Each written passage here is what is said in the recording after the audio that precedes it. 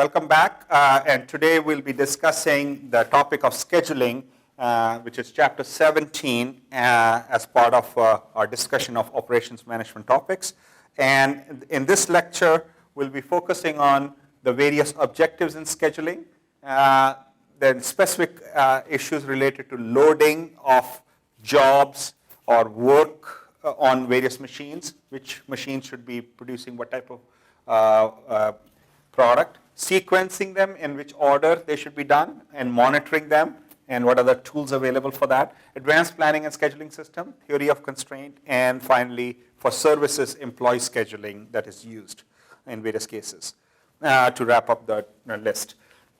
Scheduling is the last stage of planning before production occurs. So we have been talking about operations management all this time. So this is the very last point where rubber meets the road before the production can start. So this is the last day-to-day planning that is needed, specifies when labor, equipment, and facilities are needed to produce a product or provide a service. Now we are getting down from macro to meso, which is the medium intermediate level, and then down to micro level planning. And in this case, we are focusing on which worker should be working on which machine, at what time, and in what order, and what product should be produced. So getting down to that level before the actual production can actually occur. Strategic importance of short-term scheduling. It's effective and efficient scheduling can be a competitive advantage because of faster movement of goods through a facility means better use of assets and lower the cost. Additional capacity resulting from faster throughput improves customer service through faster delivery. Good schedule results in more reliable deliveries in this case. Now, scheduled operation, scheduling deals with the timing of operations, and task is the allocation and prioritization of demand. Significant issues are type of scheduling, forward or backward, and the criteria for priorities. And in this case, examples of scheduling that is done in process industry is using linear programming and also for EOQ with non-instantaneous replenishment. For mass production, assembly line balancing is used, and project scheduling techniques, PERT, CPM, that are used in those scenarios. For batch production, we use aggregate planning, master scheduling, MRP, and CRP that have been discussed in the previous topics of operations management. Objectives in this case in scheduling are to meet customer due dates, minimize job lateness. If the job is going to be late, minimize the total lateness of a job or delays. Minimize response time, minimize completion time, minimize time in the system so that product can go in and out and we can sell it quickly. Minimize overtime, minimize machine and labor utilization, minimize idle time, and minimize work in process inventory. So a variety of things. When we mention forward and backward scheduling, forward scheduling starts as soon as the requirements are known now, and then you start scheduling things in forward. Produces a feasible schedule, though it may not meet the due dates. Frequently results in excessive work in process inventory. Whereas backward scheduling starts from the due date side and schedules a final operation first, and then we work our way back. Schedule produced by working backwards through the process, and resources may not be available to accomplish the schedule if we don't have enough resources to finish all the work, so some of the work may not be completely scheduled in this case. So when you're scheduling process-focused facilities, schedule incoming orders without violating capacity constraints, check availability of tools and materials before releasing the order, establish due dates for each job and check progress, and also check work in progress, provide feedback, and provide work efficiency statistics to monitor time. As we said, one of the key aspects in scheduling is monitoring. In this case, we use two types of files. Planning file, which is the item master file, contains information about each component. A routing file indicates each component's flow through the shop as to how it's going to go through. For example, a student who's coming to a campus on a particular weekday would know exactly what route he or she will be taking to go through all the way from parking the car to going to the first class, then to the second class, then getting a lunch break in the cafeteria, then moving on to third, fourth class before going back to the garage to pick up the car and going home. So that's a particular route. Similarly, routing file indicates each component's flow through the shop, production shop floor. A work center master file contains information about the work center as to what all will be done in that work center. Control files track an actual progress made against the plan, and if things need to be expedited or de-expedited, that has to happen there. It's almost like having fine-tuning what the process is happening. And shop floor control is, so in this case, what you're doing is basically schedule and monitor day-to-day job shop production, also known as production control or production activity control, and performed by production control department. So in this case, you have three different aspects to it. Loading is check availability of material, machine, and labor, and accordingly allocate various work to machines. Sequencing is release work orders to shop and issue dispatch lists to individual machines, and then monitoring, maintain progress reports on each job until it's completed. Now, first, the loading part. It's a process of assigning work to limited resources. Perform work in most efficient resources. Use assignment method of linear programming to determine allocation in this case. So the loading of jobs, in this case, you have assigned jobs, so the cost, idle time, and completion time are minimized. Two forms of loading. We have capacity-oriented, assigning specific job to work centers. And so one is capacity-oriented, other one is job A is going to go to machine number 1. And that's very specific oriented. Versus capacity-oriented is wherever we have the capacity, we'll indicate regardless of which machine we end up selecting. Input-output control is identify overloading and underloading conditions and accordingly balance them. Prompt managerial action to resolve scheduling problems, and can be maintained using convip cards and that control the scheduling of batches in this case. So let's look at the assignment method.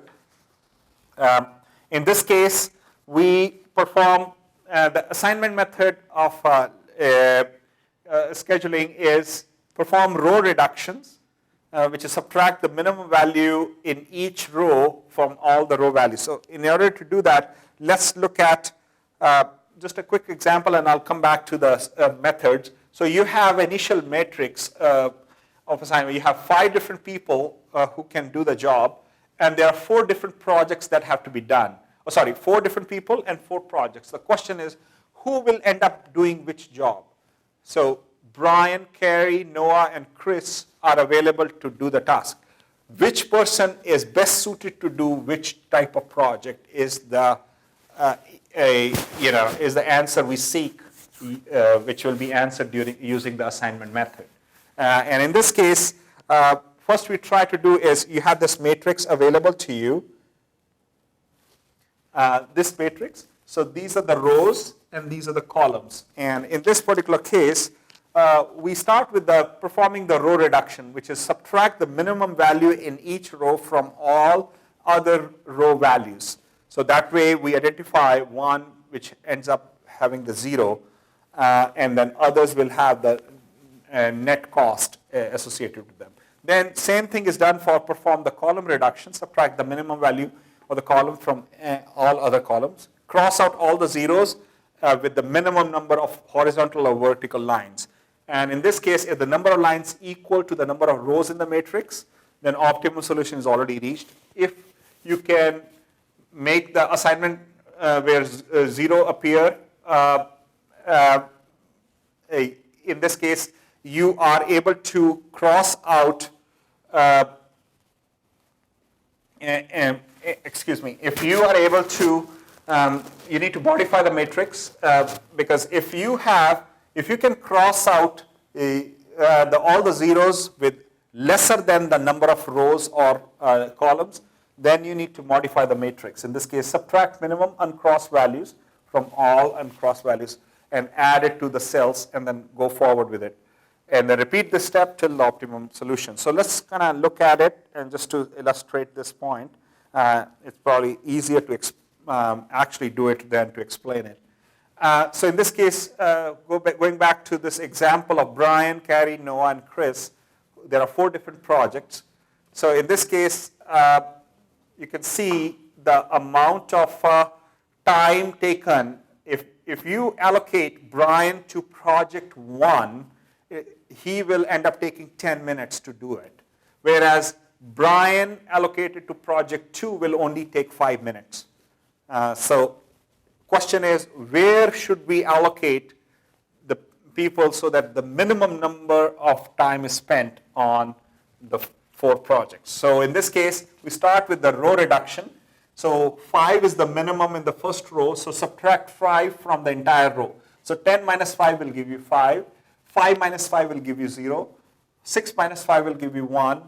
10 minus 5 will give you 5. Same way, what is the minimum for second row, which is 6, 2, 4, 6. That happens to be 2.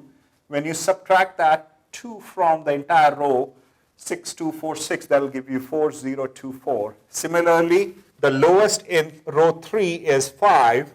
When you subtract that from row 3, you end up getting 2, 1, 0, 1, which is 7 minus 5 is 2, 6 minus 5 is 1, 5 minus 5 is 0, and 6 minus 5 is 1. Same way, the lowest in row 4 is 4. When you subtract 4 from the entire row, last row, you end up getting 5, 1, 0, 6. So now you have yourselves the row reduction. Now take this matrix and in this case, do the column reduction. So find in column 1, what is the lowest value? That happens to be 2. So we subtract 2 from the column 1. So when you subtract 2 from 5, you end up getting 3. 4 minus 2 will give you 2. 2 minus 2 will give you 0.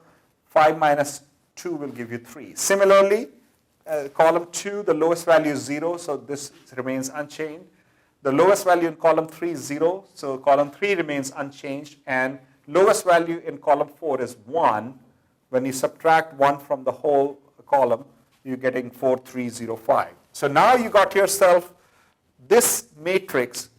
What we need to do is find out what is the minimum number of straight lines, that either horizontal or vertical, that will be needed to cross out all the zeros in this row.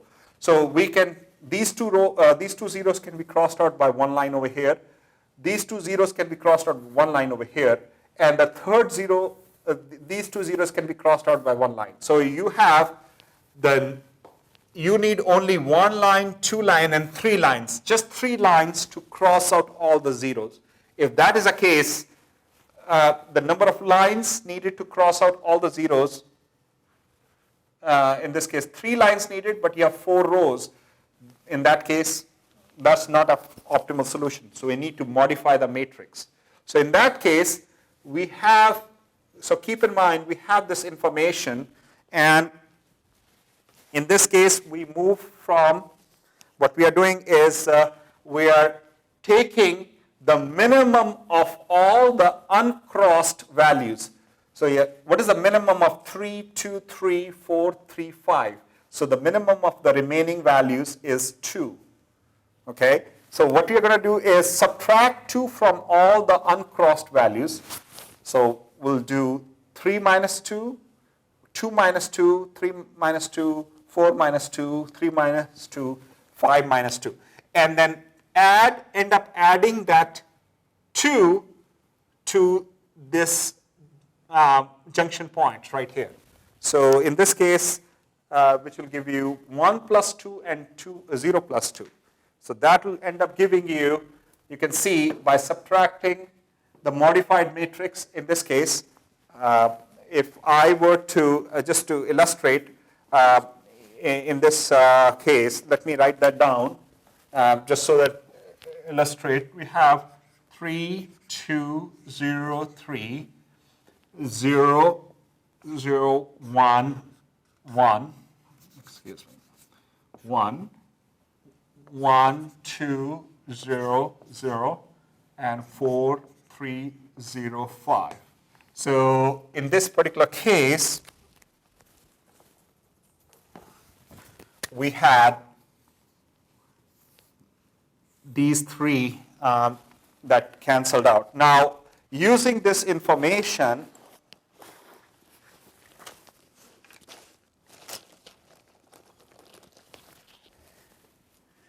what we're going to do is, so from this value, this value, this value, these 6 values, what is the minimum, which happens to be 2.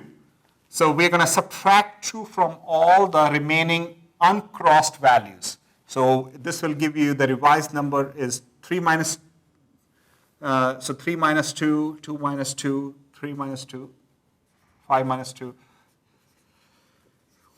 So that will be 1, 0, and then this remains unchanged if there is only one line going through. 0, and then 1, then 0, 0, and then 1, 2. Then this, the last one is 4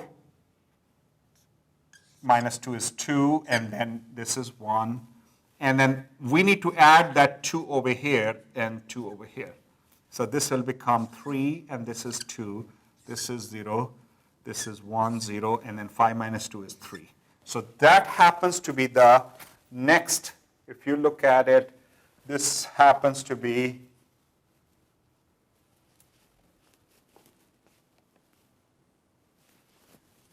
this column right here. So if you notice, this particular matrix is the one that is shown over here. Okay, so just wanted to show you exactly where that is coming from. And once you look at that, and in this case, how many lines, what is the minimum number of straight lines that will be needed to actually cover all the zeros. Now the fact that you have 2 zeros over here, 2 zeros over here, 1 over here, and 1 over here. So these 2 zeros can be crossed out with 1 line over here. These 2 zeros, you'll still require 1 line over here. Now you have 2 zeros in 2 separate lines. You can go this way, and then you still have 1 more. So or this way and this way. So you have basically 4 lines and 4 rows. That's the optimal solution that you're looking for. So number of lines equal to number of rows, so optimal solution has been arrived at. So in that case, what you're really saying is, given this information, so you have Brian and Carrie, Noah, and Chris, and then projects are 1, 2, 3, 4. So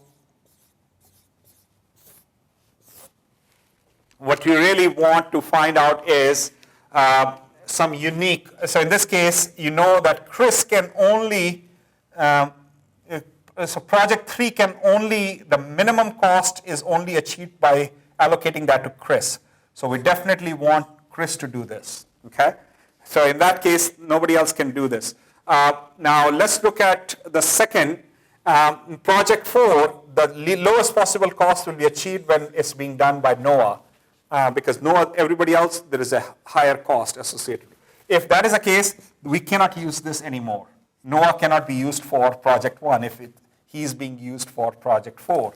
So that means the project 1 has to be, in this case, project 1 now cannot be done by Noah, so project 1 has to be allocated to Carrie. If that is the case, Carrie cannot do project 2, which means Brian has to do project 1. So that becomes the optimal solution if you look at the numbers over here.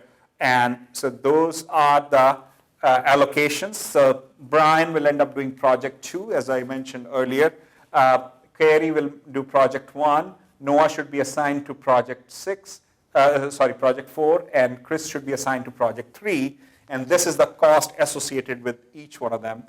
So 5 plus 6 plus 4 plus 6 altogether times $100, that's $2,100 is the minimum cost of doing all 4 projects by 4 project managers in this case.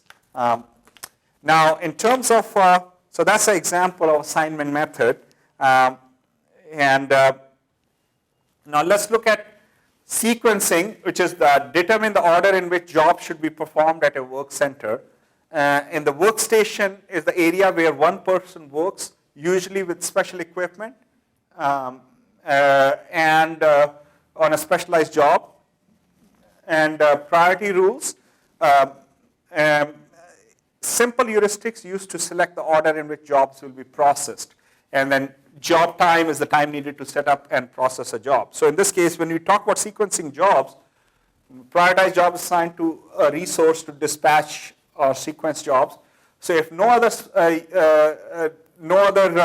order is specified, we always use first come, first serve, which is considered or perceived the fairest of them, fairest sequencing order.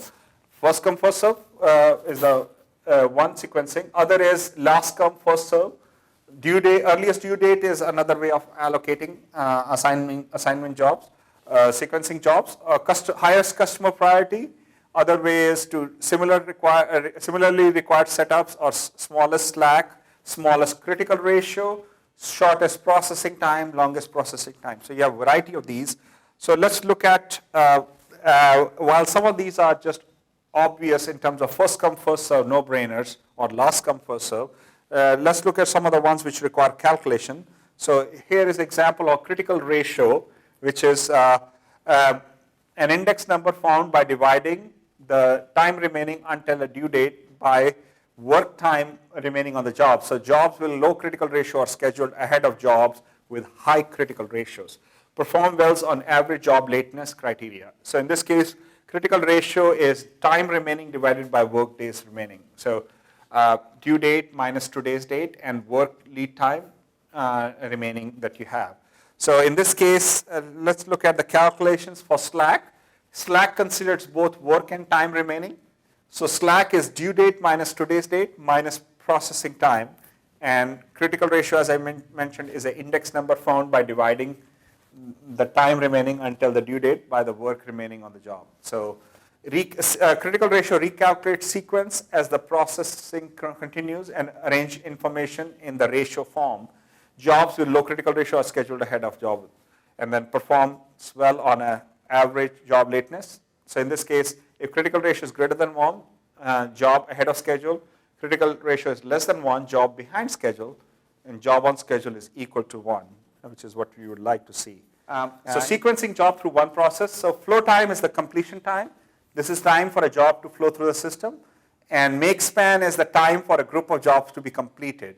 And then tardiness is the difference between late job due date and its completion time. So in this case, let's look at an example where there are 5 jobs, A through E, and the processing time is given, which is 5, 10, 2, 8, and 6 respectively. And their due dates are also given, which is 10 days from now, 15 days, 5 days, 12 days, and 8 days. Okay? So there are different rules that we can use to actually sequence these jobs in which order they should be accomplished. So let's look at first come, first serve.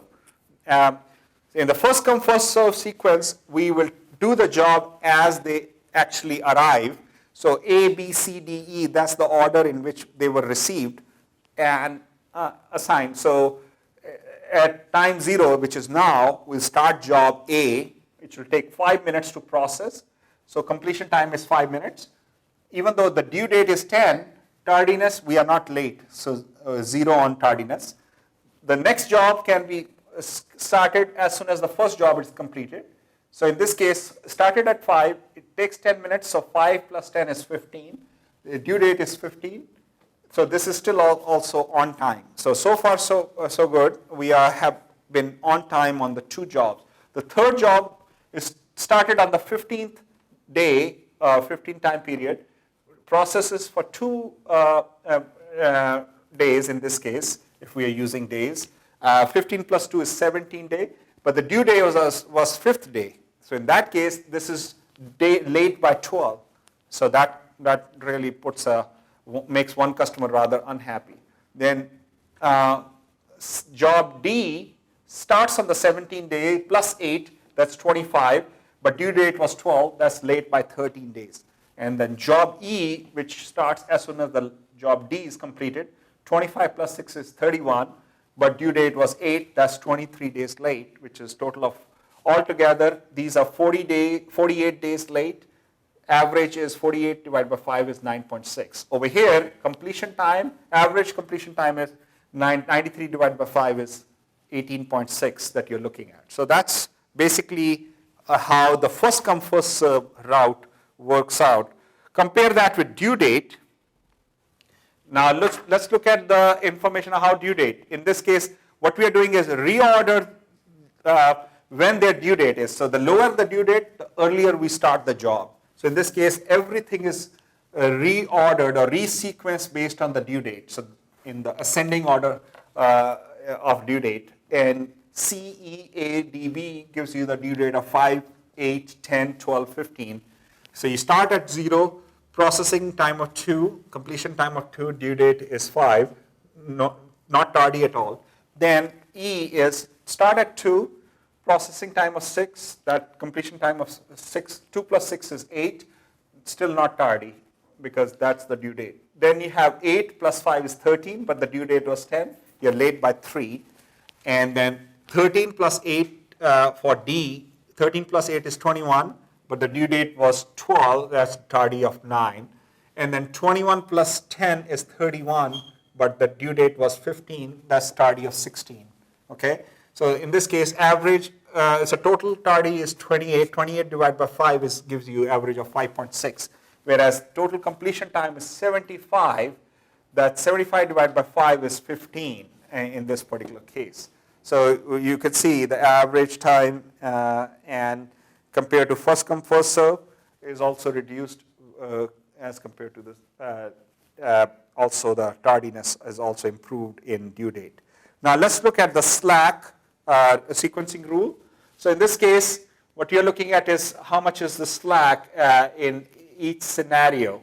Now slack sequence, as I said, slack is the time 10 minus the 0, which is today's date, divided by 5. So A is 10, which is the due date, minus 0, which is today's date now, minus 5, which is the processing time. So that tells you how much slack you have. 10 divided by minus 5 is 5. 12 minus 8 is 4. 5 minus 2 is 3. 8 minus 2 is 8 minus 6 is 2. And then so you have these slack times. So in the order of slack time, this sequence has been arranged, slack sequence. So the lowest slack, which is of 2, E is placed first. The next highest slack is C, that comes next. Then slack of 4, which is associated with D, comes next. Then slack of A and B, which is 5 each, goes next. So in this case, notice what happens. You start with 0 plus 6 is 6. Due date was 8. We are not tardy. Slack of then starts at 6 plus 2 is 8. That's due date of 5. That's tardy by 3. And then continue all that. You end up getting completion time of total 82, averages to 16.4. Tardy adds up to 34, divided by 5 is average tardiness is 6.8. Now shortest processing time, another rule, same information. We are looking at shortest processing time. So you're ordering things based on the processing time column. So from the lowest to the highest. So in this case, keep going, and you can see based on the processing time, when you do this, you can see first 2 are not tardy. After that, you have certain tardy. So you can see the average time taken is 14.8, and average tardiness is 6. Then the summary of all of them, you can see first come first serve gives you the highest completion time. Even though customers see it as fair, I was here first, so process me first. But it may not actually, in many cases, give you the best results in terms of serving off. Number of jobs tardy is 3. Maximum tardiness is 23. And average tardiness is also given to you. Due date, slack, and shortest processing time. So you can see best values are given by the highlighted numbers. So 14.8 happens to be the best time. But it's not too far from the due date. So 14.8 versus 15, one can easily say this is equally good. But you can see due date is really good on all other 3 measures. So if I had to choose one, I'll choose due date for this particular scenario over others. But one can easily say average tardiness. If 5.6 compared to 6, if 6 is acceptable, then one can easily go with the shortest processing time. So those 2 numbers, those 2 sequencing rules probably give you the best results out of them in this particular example. Guidelines for selecting a sequencing rule. No one sequencing rule excels in all criteria. That's why you have to compare and contrast, just like I showed you. Comparison of sequencing rules, first come, first served, does not especially do well on any criteria, but proceed fair by customers. Use first come, first rule when operating at low capacity levels. Shortest processing time, most useful when shop is highly congested. Shortest processing time does well on minimizing flow time and number of jobs in the system, but SPT moves along long jobs to the end, which may result in dissatisfied customers. Do not use SPT to sequence jobs that have been assembled with other jobs at a later date. Use longest processing time if subcontracting is anticipated, and then expected due date minimizes lateness, and use slack for period of normal activity. Use due date only when small tardiness values can be tolerated. So you can see each sequencing rule has specific characteristics. So depending on what you can live with and what you can't, you have to avoid at all costs. You can pick your poison that way. In this case, sequencing, now we are looking into a completely different methodology, which is sequencing end jobs through two serial processes. Earlier, we were trying to see how to sequence jobs, multiple jobs through one process. Now we are looking at more than one process. Typically, what we use is the Johnson rule. Work with two or more jobs that pass through the same two machines or work center. The question is, which machines and what order should they be going through? Minimize total production time and idle time. So the Johnson rule is list requirement, a time requirement to process each job at each process. Set up one-dimensional matrix to represent desired sequence with number of slots and number of jobs. And then it'll be easy to see when we actually go through the example, but let me just kind of go through the rule. Select smaller processing time at either process. If that time is on process 1, put job near to the beginning of sequence as possible. If the smallest time occurs on process 2, put the job as near to the end of the sequence, and then remove that job from the list and continue. Repeat these 4 steps till everything is filled up. So here is an example of Johnson rule where we have a total of 5 jobs, and their times for job A, it takes 6 minutes to go through process 1 and 8 minutes to go through process 2. And similarly, job B takes 11 minutes to go through process 1 and 6 minutes to go through process 2, and so on and so forth. So given this information, what you want to do is identify the lowest job in this case, and what you have is what is the lowest time for process 1, and that happens to be 5. So in this column, the lowest number is 5. That is associated with E. Since that is, E has the lowest time on process 1, put that according to Johnson rule at the front. Okay? So we cross that out altogether because now we no longer, that has been already allocated in the sequence. Now, one has to look into what is the lowest in process 2, and in this case, you come up with the number 3. That is associated with C, and in that case, end up putting C at the very end. So cross out C. Now, go back and look at, excuse me, I'll do this again, don't worry. So start. So in this case, repeat step 2 until 4, all slot in the matrix until filled. And let's look at the Johnson rule through an example. So in this case, we start with the lowest number in the 2 processes. So you have, there are jobs, 5 jobs, A, B, C, D, E, and process 1 and process 2. And in this case, what this table is indicating is job A requires 6 minutes in process A and 8 minutes in process 2. Job B requires 11 minutes in process 1 and 6 minutes in process 2, and so on and so forth. So what you want to find out is what is the lowest number in this entire table. So that happens to be number 3. So that 3 in this case is associated with process 2 and associated with C. So process 2, since it's process 2, we end up putting it towards the end. So C will be the first one to be allocated, which will go here at the very end of the sequencing order. The next one is, the next highest is 5 that you can see over here in this entire table. That 5 is associated with E on process 1. Since it's process 1, you put it in the first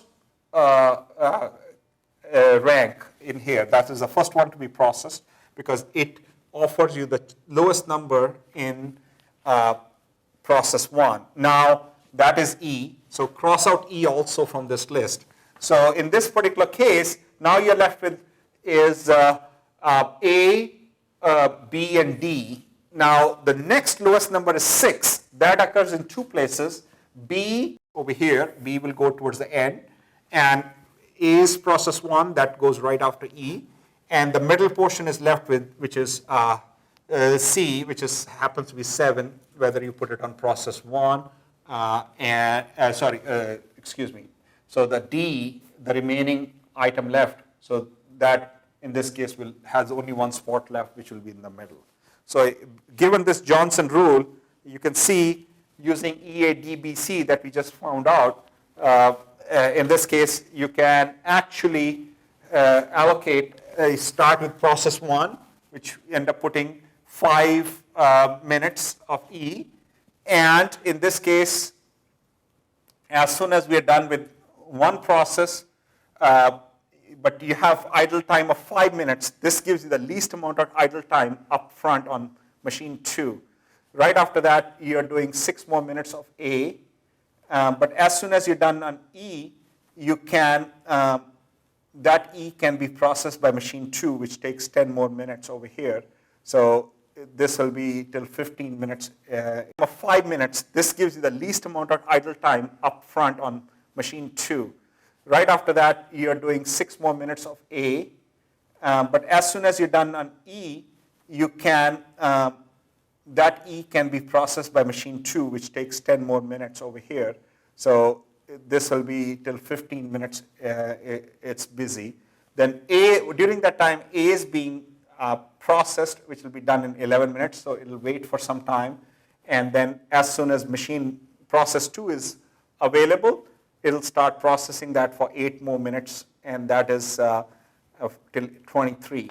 But during that time, from 11 to 20, you're processing job D, which will be ready at 20. Wait for 3 minutes. As soon as D is available, you're starting to process that, and but that will take 7 more minutes, and machine process 2 will be ready for additional jobs at time 30. But during this time, B is taking 11 more minutes, so there is an idle time of 1 minute over here. But as soon as 31 minutes, you can take that job from here and put it in here for 7 more minutes. During this time, during these 7 minutes, you are looking at processing C, and that is taking the 37 minutes. There's an idle time of 1 minute. And C, once it's done in 38 minutes, will be processed for 3 more minutes. And that's this idle time over here. So you can look at all the idle time, which is indicated by the purple arrows. So in this case, total completion time is 41 minutes for the 2, for going through all the processes, and for 5 jobs. And idle time is total of 10 minutes. That's the least amount of time that you see. So in this case, one can see monitoring in the next aspect in sequencing and scheduling. So in this case, we can monitor the work package, which is shop paperwork that travels with the job, or Gantt charts, which are used, which show both planned and completed activities against time scale, and also use input and output control, which is monitor the input and output for each work center. So here is an example of Gantt chart.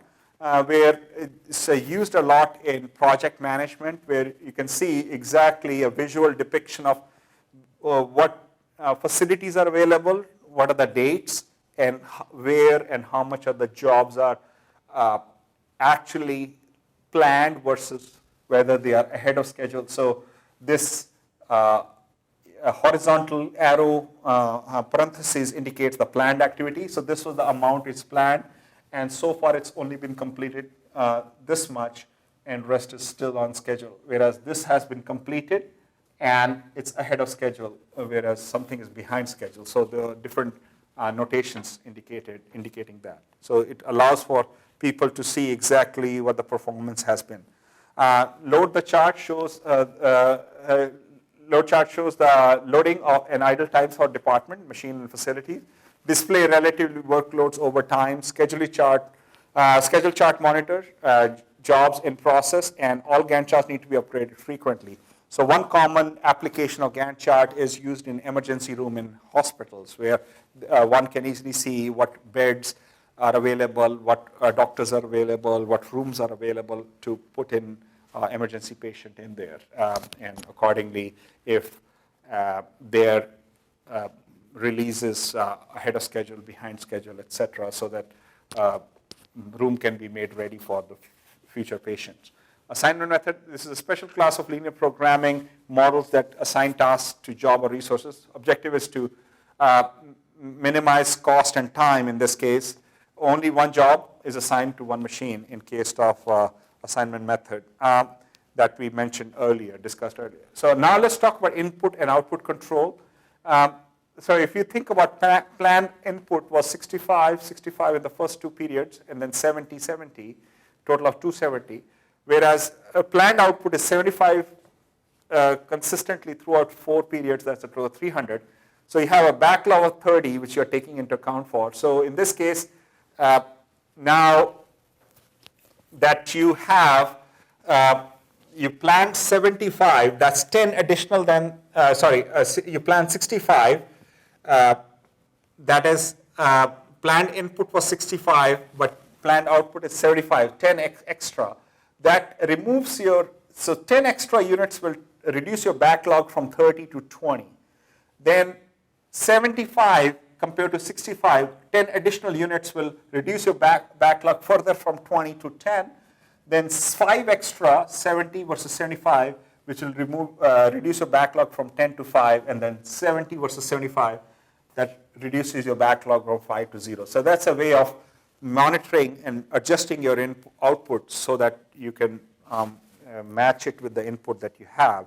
Let's say in this case you can see those are the planned inputs and outputs. Now let's look at the actual what was done. Actual input was, so even though you planned 65, your actual input given the constraints of that day or time was only 60. So deviation was -5. So you end up putting 60, 60, 65, 65, 5 less on every single time period. Whereas actual output was 35, 35, which matches what the planning was. But then the remainder two, it was 65, 65, which matches. So in this case, you can see the deviation is 0 in the first two time period, but -10, -10 in the time period 3 and 4. So given that, you can see a different rate at which the backlog disappears in this case. So advanced planning and scheduling, infinite scheduling assumes infinite capacity, load without disregard to capacity, and then level the load and sequence the jobs. Whereas finite scheduling assumes limited capacity. So in this case, sequence jobs as part of loading decision, and resources are never loaded beyond capacity in this case. In terms of advanced planning and scheduling, there is a constraint-based add-ins to ERP system that can be purchased by companies. Constraint-based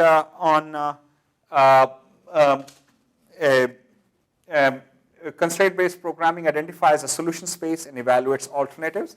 Genetic algorithms based on natural selection, properties of genetics, in this case, and manufacturing execution system monitors status, usage, availability, and quality. So you can see a variety of display of variety of advanced planning and scheduling systems. But again, I just want you to know the basic concept behind it. Now, the next important topic is the theory of constraints, which has been forwarded by Eli Goldratt, who wrote the book titled The Goal. And in this case, according to this theory, throughput is the number of units processed through the factory and sold. So TOC, theory of constraint, deals with the limit an organization faces in achieving its goal. So not all resources are reused evenly. Finite scheduling approach is used in this case. Concentrate on the bottleneck resource, the resource which is most constraining in the organization. Synchronize the flow through the bottleneck. That is, you want to create a takt time which is limited to the most constraining resource. If that happens to be the customer demand, that's fine, and then synchronize to that. Otherwise, be realistic and synchronize to the most constraining resource that you have. Use process and transfer batch sizes to move product through facility. And in this case, idea is to identify bottleneck, schedule job first whose lead time to bottleneck is less than or equal to the bottleneck processing time. So we want to make sure the bottleneck is not constrained. Then forward schedule bottleneck machines, but backward schedule other machines to sustain bottleneck schedule so that we make sure bottleneck is never idle. Transfer the batch size smaller than process batch size, and then in this case, once we identify the bottleneck constraint, develop a plan for overcoming the constraint, focus resources on accomplishing the plan, reduce the effect of constraints by offloading work or increasing capacity. And once successful, return to step one to identify the new bottleneck or constraint. So this typically requires the drum buffer rope approach. Bottleneck work centers are constrained that limit output. So common occurrence during frequent changes that happen, that you always have one most constrained resource. Bottleneck management technique include increase in capacity of the constraint, cross-train employees, and maintenance, alternative routings, moving inspection and test, scheduling through throughput to match bottleneck capacity. So there are three different concepts that are used in here, and they have drum, buffer, and rope. Drum is the bottleneck, which is the beat of the which basically dictates the takt time, the beat of the system that provides the schedule or pace, beating to set the pace of production for the rest of the system. And this concept comes back from old times where even in slave ships, they used the drummer, which dictated the beat at which everybody rode in old ships of old times. So that's where the drum comes from. That's the takt time. Buffer is the inventory necessary to keep constraints operating at capacity and placed in front of bottleneck to ensure it's always kept busy. Determines output or throughput of the system. And then rope is the signal. It tells process upstream when they should begin production to provide synchronization in this particular case. Now, in the case of a synchronous manufacturing, you can see you have variety of A, which requires B, C, and D, and you can see the amount of, in this case, item I, and then for each item I, you have operation J of item I performed at machine center K takes L minutes to process. So in this case, for example, operation, in this case, you have operation number 3 of machine B takes, at machine center 1, takes 7 minutes to process. So one can easily plug in these numbers into a synchronous manufacturing setup, and you can come up with a table and use that to calculate exactly how the machines should be scheduled, machine 1, machine 2, machine 3, using the synchronous manufacturing logic. So again, the emphasis is not necessary to be bogged down with the calculations, but just to understand the concept behind it. Next, we will look into employee scheduling in services. Labor typically is a very flexible resource, so scheduling workforce is complicated, repetitive task in services. Assignment method can be used, but heuristics are commonly used, a rule of thumb. So in this case, you have employee scheduling heuristic. N is the number of workers available. DI is, D sub I is demand of workers on a particular given day. X is the day's working, 0 is the day off. That's the notation used. So assign the first n minus d1 work days as day off, assign the next n minus d2 worker day 2 off, and so on and so forth till everybody gets scheduled. If the number of work days for full-time employees is less than 5, assign remaining work days so consecutive days off are possible. So you can pretty much go through this logic and assign any remaining work to part-time employees. If consecutive days are desired, consider switching schedule among days that you have. So you have an example of the minimum number of workers required: 3 on Monday, 3 on Tuesday, 4 on Wednesday, 3 on Thursday, 4 on Friday, 5 on Saturday, and 3 on Sunday. So you have 5 different workers. The question is, how should they be scheduled? So in this case, what you're doing is you're starting out, you're actually allocating the people. So in this case, these are the days when you have, as I pointed out earlier, X is the days working. So in order to give a 5-day schedule, you are giving, so first 2 people will have 2 days off, and in this case, now the remaining 3 will work on Monday. Then we just keep going, and since these 2 already got their day off, the next 2 people who will get a day off will be right here, which is in this case 5 minus 3 is 2 people that will be off. So that's first 2, and then 3 people will be working. The next is 5 minus 3, as we said, n minus d2 is again 5 minus 3 is 2. So 2 people, the next 2 people will get the day off, and the other 3 people will work. And then 5 minus 4 is 1. The 5th person will get a day off, and then he or she will work. Everybody else will work. And then 5 minus 3 is 2. Then we go back to making these 2 people day off and other 3 working. And then continue doing that. After that is 4. That means everybody works till except for the 3rd person who's next on the list to be getting a day off. And then 5, that means everybody works. Nobody gets a day off. And 5 minus 5 is 0. So nobody gets a day off. And then 5 minus 3 is 2. Then whoever the next 2 are in the list, which is these 2, will get the day off. So given this environment, so this completed schedule satisfies the requirement, but there are no consecutive day offs. So from a worker point of view, Taylor is getting a Monday and a Thursday off, and then working Tuesday, Wednesday, and then Friday, Saturday, Sunday. That pretty much causes havoc on their personal lives, if you will. So one can easily revise this to satisfy the requirement with consecutive days off with most employees. So all you have to do is just move things around between, and that way Taylor and Smith, you can see they're getting Monday, Tuesday off, whereas Simpson is also getting Wednesday, Thursday off. Allen is only getting Thursday off, and the only exception is Dickerson, who could be a part-time employee, Friday and Sunday off, but Saturday everybody has to work, so there is no way around it. So again, one can easily remedy that in this case. So in this particular case, the last concept that you're looking at is automated scheduling system that can be done by staff scheduling, assign workers to standardized shift patterns, schedule bidding. Service employees workers bid for certain shift position or schedules, and that can be taken into account. Schedule optimization, create demand-driven forecast of labor needs and assign workers to variable schedules.